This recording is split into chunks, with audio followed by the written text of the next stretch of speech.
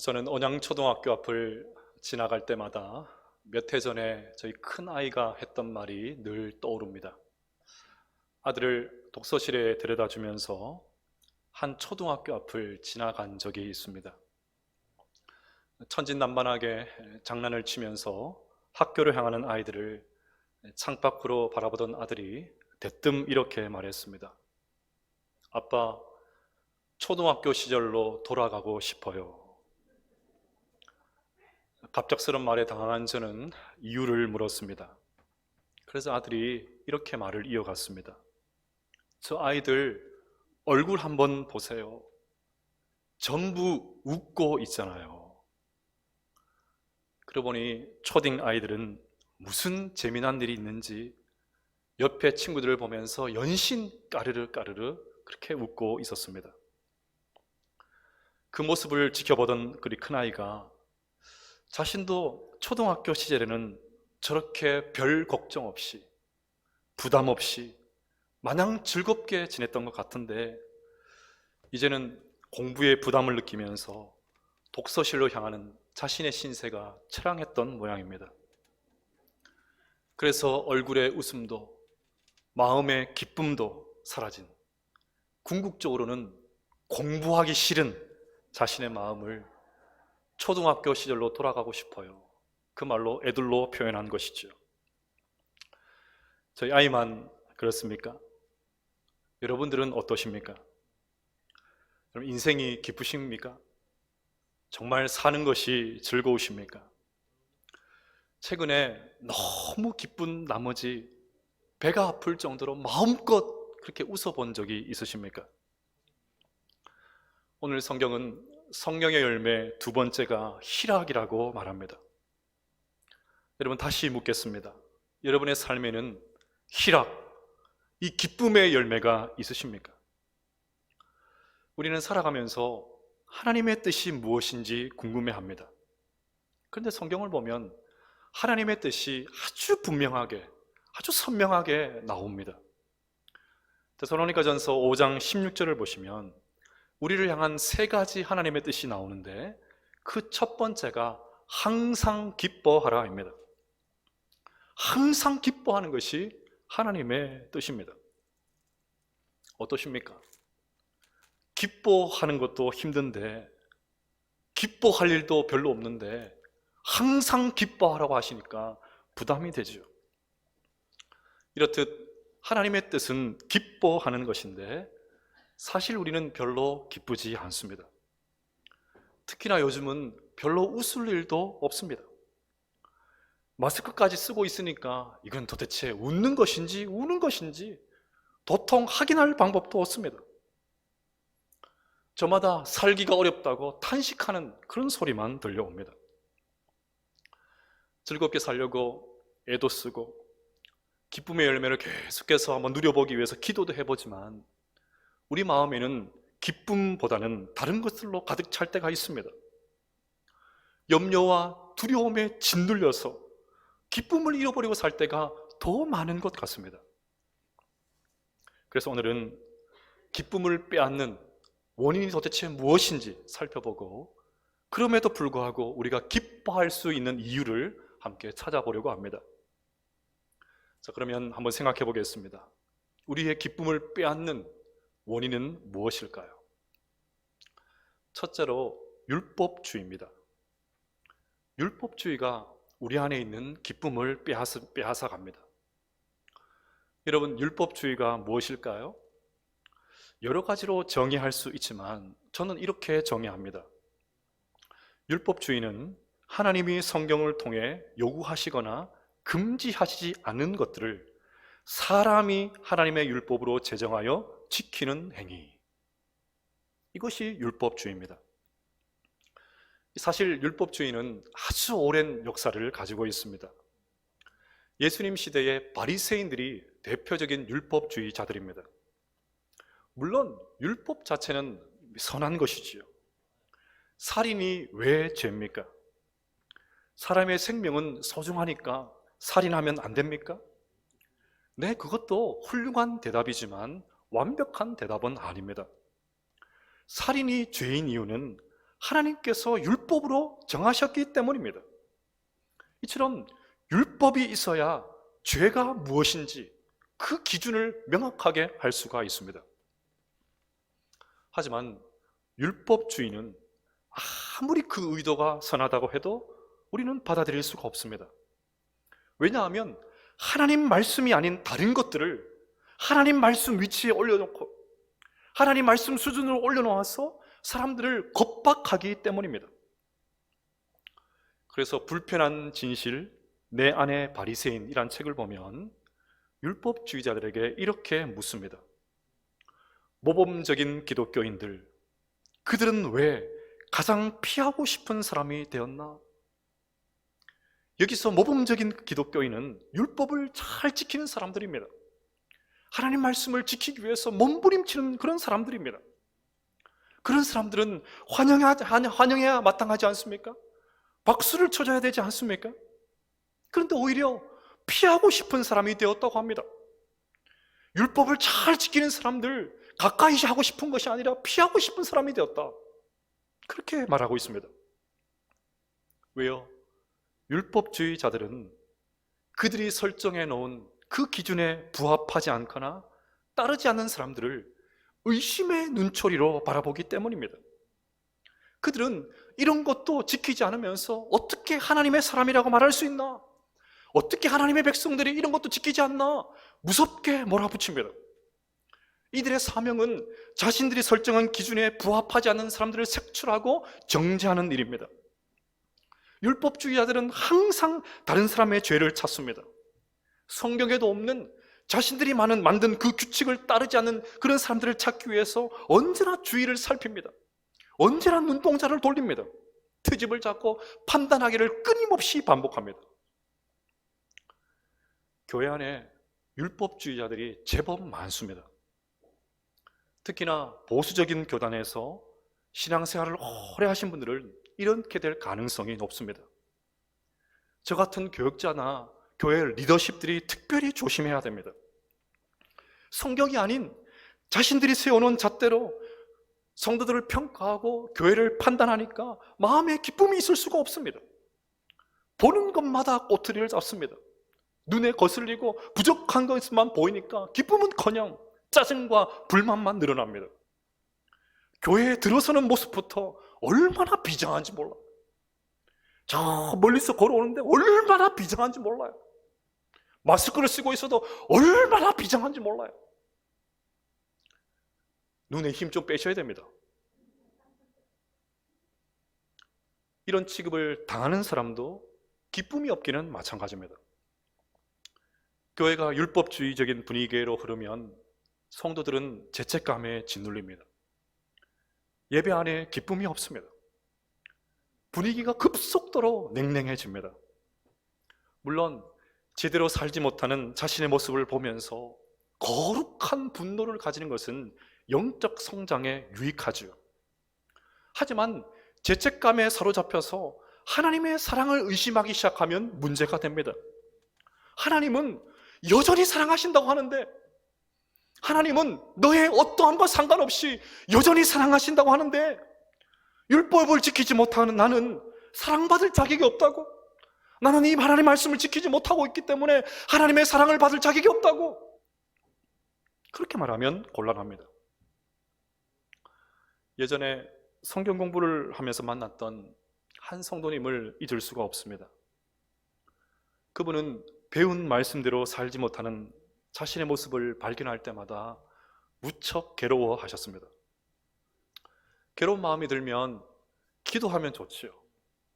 괴로운 마음이 들면 하나님 앞에 매달리면 참 좋을 텐데, 괴로운 마음이 들 때마다 술을 드셨습니다. 술을 먹고는 늘 저에게 전화를 하셔서 목사님, 가르쳐 주신 대로 살지 못해 죄송합니다. 혀도 돌아가셔서 죄송해요. 한 번은 문자를 보내셔서 벌을 달라고까지 하셨습니다. 하나님의 말씀을 지키지 못하는 것이 무거운 짐이 되어서 급기야 하나님의 사랑을 의심하는 단계까지 이르렀습니다. 안 되겠다 싶어서 전화를 드렸습니다. 집사님, 하나님은 부족한 우리들, 여전히 부족한 우리들 끝까지 사랑하십니다. 집사님의 그 귀한 몸부림, 그 몸부림치는 것 하나님께서 귀하게 보십니다. 그렇게 말씀을 드렸습니다. 그때 나중에 이렇게 답장을 보내오셨습니다. 목사님, 죄가 많은 신도에게 전화 주시고 힘을 주셔서 감사합니다. 열심히 하나님께 당당하도록 감히 노력하겠습니다. 여러분, 지난주에 살펴본 대로 하나님의 무조건적인 사랑으로 하나님의 자녀가 되었지만 여전히 하나님 백성다운 삶을 살지 못해서 낙심할 때가 있지요. 네, 그 낙심의 마음을 백성다운 삶을 살기 위한 거룩한 동기로 만드십시오. 하지만 우리가 하나님의 율법을 잘 지키고 거룩하게 살았기 때문에 하나님께서 우리를 사랑하신 것이 아닙니다. 구원은 우리의 어떠함과 상관없이 예수님께서 혼자 다 완벽하게 이루어 놓으셨습니다. 그래서 예수님은 십자가상에서 이렇게 말씀하시지 않으셨습니까? 다 이루었다. 다 이루었어. 내가 다 이루었어. 인간의 어떠함과 상관없이 내가 인간의 모든 구원의 사역을 다 이루었어. 하나님께서 그렇게 말씀하셨습니다. 내가 지금 율법을 잘 지키고 거룩하게 살아야 하나님께서 사랑해 주시고 복을 주신다고 생각하지 마십시오. 그분은 우리 사람들과는 완전히 다르신 분이십니다. 그래서 바울이 담대하게 고백했지 않습니까? 누가 우리를 그리스도의 사랑에서 끊으리요? 어떤 것도 그리스도의 사랑에서 끊을 수 없다. 우리가 부족하게 살아도 그것도 끊을 수 없다. 사도 바울이 분명하게 고백했습니다. 요한복음 16장 22절 말씀을 함께 읽어보도록 하겠습니다. 시작. 지금은 너희가 근심하나 내가 다시 너희를 보이리니 너희 마음이 기쁠 것이요 너희 기쁨을 빼앗을 자가 없으리라. 아멘. 오늘 기쁨을 설교하고 있지만 어떤 분들은 도저히 기뻐할 수 없는 그런 상황 가운데 처한 분들도 계실 것입니다. 네, 오늘 예수님의 말씀처럼 우리도 지금은 근심할 수 있습니다. 시련 때문에 앞으로 어떻게 살아야 될까 근심할 수 있습니다. 하나님 앞에 제대로 살지 못하는 것 때문에 그 죄책감 때문에 근심할 수도 있습니다. 그런데 오늘 주님께서 이렇게 말씀하십니다. 너희 마음이 기쁠 것이요 너희 기쁨을 빼앗을 자가 없으리라. 그럼 언제 기쁨을 회복할 수 있습니까? 내가 다시 너희를 보리니. 나중에 우리 주님 재림하실 때 우리는 그때 완벽하게 기뻐하게 될 것입니다. 기뻐하지 말라고 해도 저절로 기뻐하게 될 것입니다. 그런데 굳이 그때까지 기다릴 필요가 없습니다. 그 예수님께서 성령 하나님으로, 성령님으로 이미 우리 마음 가운데 와 계십니다. 성령님은 여전히 부족하고 여전히 하나님 백성답게 살지 못하는 우리들이지만 우리 안에 거하시는 것을 기뻐하십니다. 그렇기 때문에 우리 안에 계신 그 성령 하나님을 바라볼 때 우리는 얼마든지 기뻐할 수 있는 줄로 믿습니다. 기쁨을 빼앗는 두 번째는 세상 소리입니다. 앞서 말씀드린 율법주의가 교회의 내부의 원인이라면 세상 소리는 교회의 외부 원인이라고 말씀드릴 수 있습니다. 우리가 살고 있는 세상은 우리 안에 있는 욕망을 막 부추깁니다. 욕망을 부추겨서 우리 안에 있는 기쁨을 빼앗는 가장 큰 장애물 가운데 하나가 광고입니다.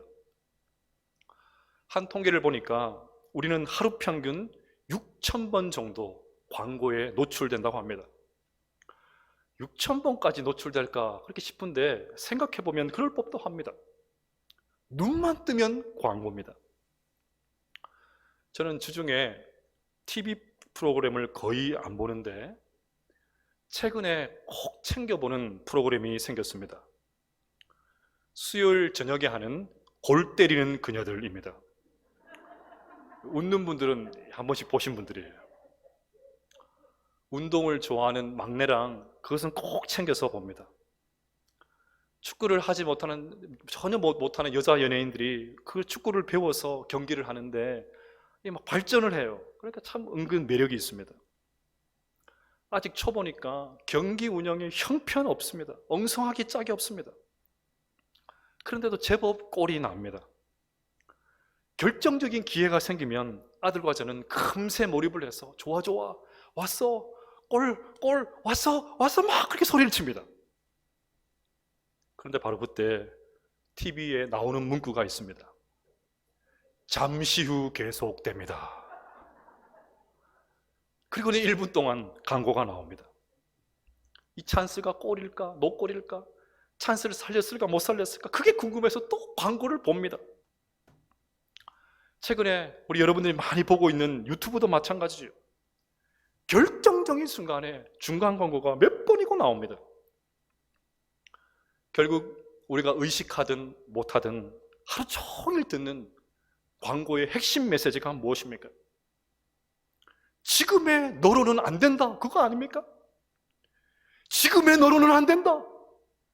더 예뻐져야 되고, 더 날씬해져야 되고, 돈도 더 많이 벌어야 되고, 더 커야 하고, 머리숱도 더 많아져야 되고, 더 탱탱해져야 되고, 더 좋은 위치를 선점하기 위해서 사람들에게 인정을 받을 수 있다고. 그러니 당장 이것을 사라, 빨리 사라. 그러면 너의 인생이 달라질 거야. 그래서 이것을 사지 않으면 큰일이 일어날 것처럼 막 불안을 조장합니다. 두려움을 집어넣습니다. 홈쇼핑을 보면 기뻐할 수 없는 상황이 얼마나 많이 펼쳐지는지 모릅니다. 더 새로운 제품이라고 합니다. 나는 얼마 전에 샀는데 더 새로운 제품이라고 합니다. 더 좋은 제품이라고 합니다. 이런 가성비가 없다고 합니다. 지금까지 이런 구성이 없었다고 합니다. 이런 구성은 오늘이 마지막이라고 막 유혹해 대죠. 도저히 기뻐할 수가 없습니다. 만족하지 못하게 만듭니다. 아니, 있는 기쁨마저도 모조리 사라져 버리게 만듭니다. 제 큰아들이 왜 초등학교 시절로 돌아가고 싶다고 했을까요? 이유는 저에게 있습니다. 아들의 성적에 실망한 나머지 이대로는 안 된다, 지금의 이 수준은 안 되니까 성적을 더 올려야 된다, 이 메시지를 끊임없이 보냈기 때문입니다.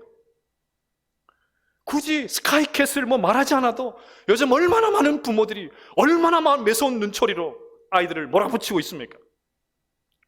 상황이 이러니까 우리 안에 기쁨이 아닌 두려움으로 가득한 것이죠. 욕망을 부추기는 세상은 또한 새로운 것을 무조건 찬양합니다. 오늘날 편견 중에 하나는 새 것이 옛 것보다 무조건 낫다는 생각입니다. 전통은 언제나 혁신과 발전에 걸림돌이 된다, 그렇게 생각합니다. 그래서 세상은 끊임없이 새로운 것을 찾게 합니다. 이것이 최신 유행이라고 합니다. 시쳇말로 인싸가 되려면 끊임없이 신제품을 써야 한다고 말합니다. 이 정도는 써야 된다고 그렇게 몰아붙입니다. 스마트폰을 보십시오. 왜 이렇게 신제품이 계속해서 나옵니까? 아직도 멀쩡한데도, 아직도 쓸만한데도 좋은 스펙을 가진 기기들이 계속해서 쏟아져 나옵니다. 그래서 이 최신 기기를 쓰지 않으면 왠지 도태되고 지루하고 불쌍한 인생인 것처럼 그렇게 만들어버리죠. 이런 욕망은 우리 예배 안에도 깊숙이 들어와 있습니다. 특별히 젊은 세대들은 왜 매주 똑같은 예배를 드려야 되는지, 왜 매주 똑같은 예배를 반복해서 드려야 되는지 묻습니다. 그래서 이제 교회도 사람들이 지겨워하지 않도록 새로운 것을 추구해야 된다고, 쌈박한 거, 새로운 거 추구해야 된다고 그렇게 말합니다. 물론 기독교 신앙은 시대에 맞게 새롭게 표현이 되어야 합니다. 특별히 다음 세대들을 위해서 이 부분을 참 많이 고민해야 됩니다. 하지만 새롭기만 하면 무조건 정당하다, 새로운 것은 무조건 옳다, 그렇게 말할 수는 없습니다. 또한 욕망을 부추기는 세상은 조금 더 외칩니다. 연신 조금 더 그것을 외칩니다. 조금 더 큰 집, 조금 더 큰 차, 조금 더 큰 냉장고, 조금 더 큰 텔레비전, 조금 더 큰 것이 무조건 좋은 것이라고 그렇게 말합니다. 컴퓨터도 할 수만 있으면 업그레이드 하고 싶어서 안달입니다. 속도가 빠르면 빠를수록, 메모리가 크면 클수록 좋다는 그 광고를 매일 같이 듣고 있기 때문이죠. 결국 더 많은 것이 언제나 좋다, 언제나 옳다, 그런 생각이 딱 들어오면 우리 그리스도인의 기쁨을 위협합니다. 조금만 더 있으면 행복하다, 조금만 더 있으면 더 만족할 수 있다, 그 생각이 우리 머릿속에 딱 들어오기만 하면 현재 내가 가지고 있는 것에 전혀 감사할 수 없게 만듭니다. 오히려 두려움과 조바심이 생깁니다. 결국 기쁨을 잃어버리게 됩니다. 이것을 잘 이용하는 것이 앞서 말씀드린 광고지요. 그래서 여기 한번 걸려 넘어지면 필사적으로 남들과 같아지려고 합니다. 다른 사람들이 사서 쓴다고 하면 그냥 덮어놓고 사버립니다. 남들처럼 되지 못할까봐, 시대의 조류에 따라가지 못할까봐, 도태될까봐 그냥 어떻게 해서든지 묻지도 따지지 않고 질러버립니다. 그래서 존 캐버너는 소비주의를 사는 그리스도인이라는 책에서 이렇게 말했습니다. 그런데 물건을 소비하는 것으로 인간의 깊은 욕망은 결코 충족되지 못한다. 물건을 더 많이 갖거나 신상품을 구입하는 것은 우리의 욕망을 그저 조금 덜어주는 임시 방편일 뿐이다. 그래서 상인은 터무니없는 약속을 내걸고 더 많이 구입하도록 우리를 몰고 간다. 더 많은 상품을 소유하는 것이 미디어에 의해 조작된 불안감을 해결하는 방책이다. 따라서 소비는 하나의 경제적인 활동이 아니라 그것은 존재 방식으로 떠오르고 있다. 그것은 일종의 중독이다. 새겨 들어야 될 말이죠. 따라서 우리는 욕망을 부추기는 이 세상의 소리에 질질 끌려다녀서는 안 됩니다. 그 소리에 귀를 기울이면 두려움에 질식을 당하고 기쁨을 잃어버리게 됩니다. 그래서 오늘 하나님은 욕망을 부추기는 이 세상 속에서 희락의 열매를 맺어보라고 말씀하십니다. 세상의 소리에 일희일비하지 말라고 하십니다. 소유에서 오는 세상의 그 기쁨이 아니라 성령님께서 주시는 이 근원적인 기쁨을 한번 회복해보라고 말씀하십니다. 자, 그러면 어떻게 그것이 가능할까요? 어떻게 성령의 열매인 희락을 맺을 수 있겠습니까? 빌립보서 4장 4절 말씀에 그 해답이 나옵니다. 다시 한번 우리 빌립보서 4장 4절 말씀 읽어보겠습니다. 시작. 주 안에서 항상 기뻐하라. 내가 다시 말하노니 기뻐하라. 아멘. 여기서 주 안에는 주님 때문에라고 번역할 수 있습니다. 우리는 예수님 때문에 기뻐해야 합니다.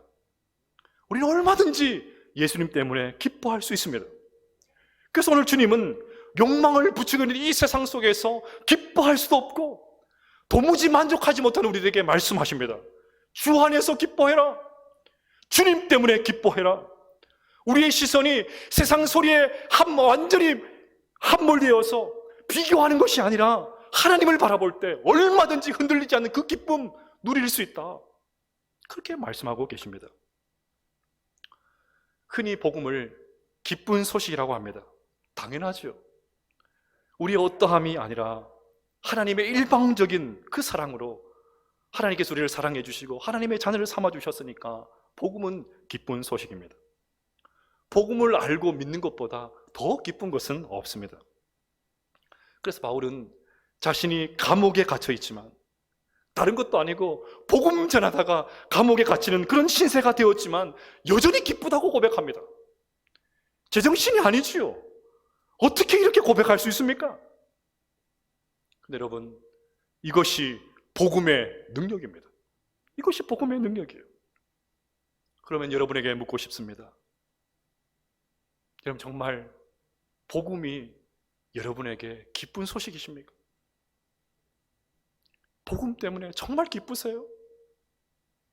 다른 것 없어도 환경 상관없이 저 복음 때문에 기쁩니다. 그 고백하십니까? 어떤 환경도 어찌할 수 없는 구원의 기쁨을 누리고 계십니까? C.S. 루이스가 쓴 천국과 지옥의 이혼이라는 책을 보면 천국 문에 서 있는 한 수의가 나옵니다. 수의가 천국에 오는 사람들에게 한 가지 질문을 던집니다. 당신은 예수를 알게 됨으로써 참을 수 없는 기쁨을 가지고 있습니까?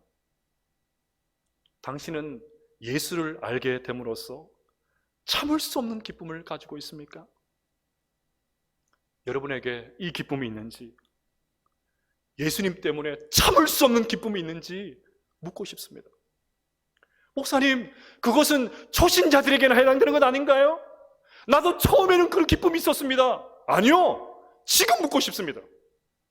지금 있나요? 지금 있으십니까? 늘 기뻐하는 조건을 보면 환경, 세상, 여기에 일배하는 거 그런 거 말고요, 처음 예수님 알게 되었을 때, 신앙 가지게 되었을 때, 하나님의 사랑 깨닫게 되었을 때 그 기쁨 말입니다. 그 기쁨 있으십니까? 저는 오늘 설교를 준비하면서 주일학교 때 많이 불렀던 무화과 나무 잎이 마르고 그 찬양이 떠올랐습니다. 그래서 유튜브에 그 찬양을 이렇게 쳐서 계속해서 들었습니다. 요즘은 그 찬양 잘 안 부르더라고요. 그래서 최근에 불렀던 찬양들은 거의 없고 예전 그런 찬양들, 아주 올드한 그런 버전의 찬양들, 그런 것들밖에 없었습니다. 하박국을 한번 생각해 보십시오. 하나님은 하박국에게 조금 있으면 바벨론이 너희 나라 쳐들어올 것이다, 그 말씀을 전해주셨습니다. 그래서 하박국은 그 이야기를 듣고는 창자가 흔들릴 정도로 두려워했다고 그렇게 고백했습니다. 그런데도 하박국은 그 상황 속에서도 하나님을 바라보면서 놀라운 믿음의 고백을 합니다. 하박국 3장 17절 18절 말씀을 함께 읽어보겠습니다. 시작. 비록 무화과 나무가 무성하지 못하며 포도나무에 열매가 없으며 감람나무에 소출이 없으며 밭에 먹을 것이 없으며 우리의 양이 없으며 외양간에 소가 없을지라도 나는 여호와로 말미암아 즐거워하며 나의 구원의 하나님으로 말미암아 기뻐하리로다. 아멘. 하박국만이 아닙니다. 시편을 보십시오. 시편은 히브리어로 찬양이라는 뜻입니다. 찬양이라고 하니까 하나님을 높이고 그 가사의 내용이 다 좋은 것처럼 생각할 수 있는데 전혀 그렇지 않습니다. 시편의 대부분은 탄식의 노래였습니다. 그래서 시편 저자들은 자기 자신이 당하는 이 고통, 눈물, 불의, 공격, 답답함, 억울함, 그 모든 것을 가지고 하나님 앞으로 가지고 나갔습니다. 하나님 앞이니까 괜찮은 척 하지 않았습니다. 어떻게든 하나님 앞이니까 행복하게 해 보이려고 그렇게 노력하지도 않았습니다. 그냥 있는 모습 그대로 나갔습니다. 하지만 고통 중에도, 환경이 너무 어렵지만 그 상황 속에서도 하나님을 향한 흔들리지 않는 믿음이 있었기 때문에 슬픔이 변하여 기쁨의 찬양을 올려드릴 수 있었습니다. 시편 16편 8절과 9절 말씀도 함께 읽어보도록 하겠습니다. 시작. 내가 여호와를 항상 내 앞에 모시며 그가 나의 오른쪽에 계심으로 내가 흔들리지 아니하려로다. 이러므로 나의 마음이 기쁘고 나의 영도 즐거워하며 내 육체도 안전히 살리니. 아멘. 다윗은 어떤 환경 속에서도 하나님을 의식하며 살았기 때문에 내 마음에 기쁨이 충만하다고 그렇게 고백을 합니다. 하나님을 눈앞에 모시고 살아도 이렇게 기쁘다면 이제 우리 안에 성령님이 와 계신데, 내 안에 성령 하나님께서 살고 계신데 어찌 우리가 기뻐하지 않을 수 있겠습니까? 오늘 이 아침에 우리 심령에 주님이 주시는 이 기쁨이 충만하게 될 수 있기를 주님의 이름으로 축복합니다. 19세기 중국에서 활동했던 앤 월터 펀이라는 선교사님이 계셨습니다. 그녀는 의과대학을 졸업한 이후에 처녀의 몸으로 곧장 중국으로 들어갔습니다. 19세기에 중국으로 들어갔다. 그것은 이제 그 이후로는 가족과는 볼 수 없다, 그것을 의미하는 것이었습니다. 딸을 중국에 보내놓고 그녀의 어머니가 얼마나 보고 싶었겠습니까? 도대체 살아는 있는지, 중국에 안전하게 들어가긴 했는지 너무너무 보고 싶었겠죠. 궁금했겠죠. 그래서 주변에 중국으로 가는 사람을 만나기라도 하면 돈을 쥐어주면서 딸을 만나면 안전하다고, 내가 좀 잘 입국했다고 그 말 한마디만 좀 전보 좀 보내달라고 그렇게 부탁을 했습니다. 얼마 후 기다리고 기다렸던 딸의 전보가 왔습니다. 그런데 전보의 내용은 엄마가 기다렸던 안전하다는 것이 아니었습니다. 잘 있습니다, 그것이 아니었습니다. 선교사님은 즐겁다라는 전보를 보냈습니다. 어머니, 저 기뻐요. 어머니, 저 즐겁습니다. 그 전보를 보냈습니다. 여러분, 저는 이것이 우리 그리스도인들의 진정한 모습이어야 될 줄로 믿습니다. 사람들이 볼 때는 그냥 살아있기만 해도 되겠다, 그래도 다행이다, 목숨만 붙어 있어도 다행이다, 그렇게 말하겠죠. 아니요, 우리 그리스도인들은 그 상황 속에서도 얼마든지 기뻐할 수 있습니다.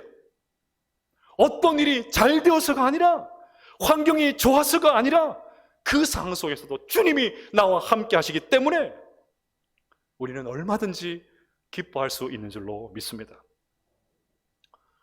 오늘 이렇게 희락, 기쁨을 설교하고 있지만 제 마음 한켠은 여전히 무겁습니다. 설교를 준비하는 내내 제 마음에는 아이러니하게도 기쁨이 없었습니다. 설교를 준비하는 내내 기쁨이 없다고 느낄 때마다 무화과 나무 잎이 마르고 계속 들었습니다. 나중에 듣게 될 함께 부를 찬양 오직 주의 사랑에 매우 계속 들었습니다. 신방을 하다 보면 성도님들의 아픈 이야기를 듣게 됩니다. 그렇지 않아도 코로나 때문에 힘들고 웃을 일이 없는데 너무너무 고통스러운데 희락이라니요, 한가한 소리 하지 마세요. 아마 속으로 거칠게 저항하는 분들도 계실 것입니다. 아니, 기쁨이라는 말 자체가 폭력처럼 느껴지는 성도님들도 계실 것입니다. 그래서 마음이 무겁습니다. 하지만 우리는 무조건 덮어놓고 환경 때문에 기뻐하는 것이 아니라 주님 때문에 기뻐할 수밖에 없는 사람들입니다. 오늘 이 아침에 우리 안에 이 근원적인 기쁨이 회복될 수 있기를 바랍니다. 주 안에서 주님 때문에 기뻐할 수 있기를 바랍니다. 그리하여 율법주의의 이 거친 공격 속에서도 무엇보다 욕망을 부추기는 이 세상 속에서 희락의 열매를 풍성하게 맺으며 살아갈 수 있는 우리 모든 성도들 다 되시기를 주님의 이름으로 축복합니다.